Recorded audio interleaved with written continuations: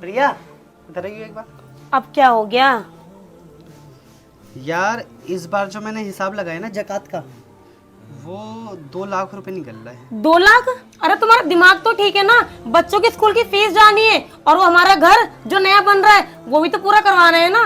सारा काम चौपट हो जाएगा, इतने इतने पैसे निकालोगे यार? 2 लाख कम होते हैं क्या? और ज्यादा तुम दिमाग मत चलाओ, मैं खुद हैंडल कर लूंगी, ज्यादा मुसलमान मत बनो तुम। 2 लाख को छोटी रकम नहीं होती, ये हम दोनों की मेहनत की कमाई है। मैं तुम्हें ऐसे उड़ाने नहीं दूंगी पैसे। प्रिया ये उड़ाना नहीं है यार, ये हक है हमारा देना, ये फर्ज है हम पे। हक अपनी जगह है और करना एक अलग बात होती है। मैं इतनी मुश्किल से 1-1 रुपया बचाती हूँ, घर कैसे चलाती हूँ मुझे पता है।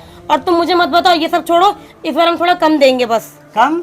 हाँ, 2 लाख कम नहीं होते, बहुत होते हैं। हम थोड़ा कम देंगे इस बार, हमें घर बनवाना है यार। प्रिया जकात में बहस नहीं करते यार, ये हम पे फर्ज है, ये कोई दुकान थोड़ी है हमने मोल भाव कर लिया कम बढ़ती। तुम मुझे मत सिखाओ, अपने हिसाब को बंद करो।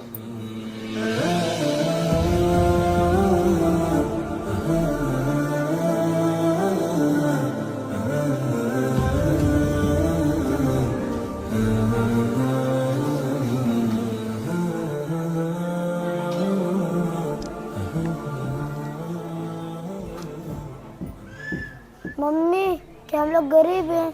हमारे पास पैसे नहीं है। नहीं बेटा, ऐसा कुछ नहीं है। और तुमसे किसने बोली ये बात? जाओ यहाँ से, मेरा दिमाग खराब मत करो। तो आप पापा से लड़ाई क्यों कर रही थी? मम्मी, एक बात बताऊं? कल मैंने ना एक बच्चे को देखा था, वो पुणे में से रोटी ढूंढ रहा था। फिर मैंने पापा से पूछा, वो कह रहे थे उनके से खाना हमारे घर पे रखा है। क्या अम्मी हम लोग चोर है? उस बच्चे का खाना हम लोगों ने अपने घर में छुपा रखा है। मम्मी, मुझे नई साइकिल नहीं चाहिए और मुझे बड़े स्कूल में भी नहीं पढ़ना। बस वो बच्चा भूखा न सोए और उसको मेरे गुल्लक के पैसे भी दे देना, वरना अल्लाह हमें कभी माफ नहीं करेगा।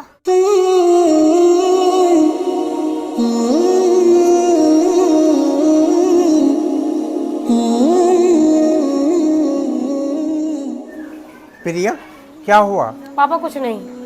अभी तुम्हारी अरशद से भी लड़ाई हुई जकात के नाम पर, और अमान तुमको जो है अपनी गुल्लक देकर चला गया। क्या बात है प्रिया? याद करो जब तुम्हारी माँ बीमार पड़ी, तुमने कहा था कि अल्लाह मेरी सारी दौलत ले ले, मेरी माँ को अच्छा कर दे।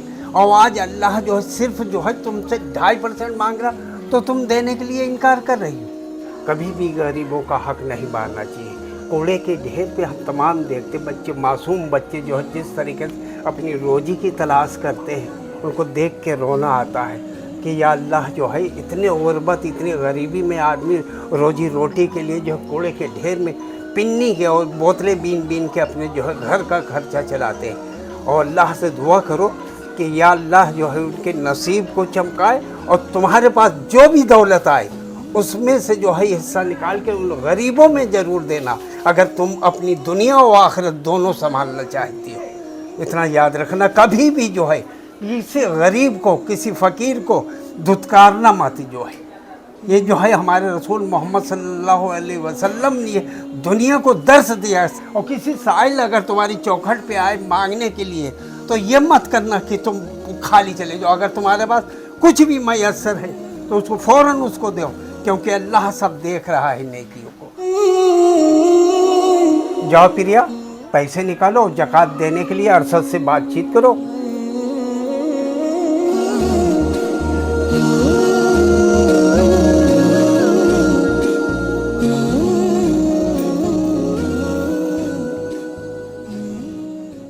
सुनो, मुझे माफ़ कर दो। मैं दुनिया के हिसाब किताब में भूल ही गई थी कि देने वाला सिर्फ अल्लाह है।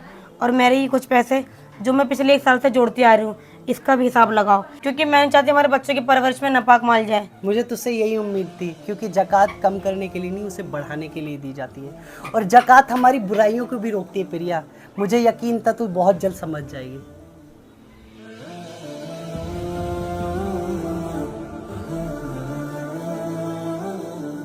दोस्तों, अक्सर हम ये सोचते हैं जकात देने से हम गरीब हो जाएंगे, पर सच तो ये है जकात वो दरवाजा है जहाँ से बरकत अंदर आती है, हमारी कमाई में बरकत होती है। तो आपने एक चीज नोटिस करी होगी, जब हम पे मुसीबत आती है तो हमारे जवान पे एक ही शब्द होता है कि हमसे सब कुछ ले ला, हमें किसी चीज की जरूरत नहीं है। पर जब 2.5% देने की बात आती है तो वहीं पर हम लोग थोड़े नर्वस हो जाते हैं। ऐसा क्यों? सब पैसे अल्लाह ने दिए, पर उसमें से छोटी सी चीज वो अल्लाह मांगता है जकात के तौर पे 2.5%। वो हम देने में आनाकानी करते हैं तो अल्लाह इसका बदला लेगा।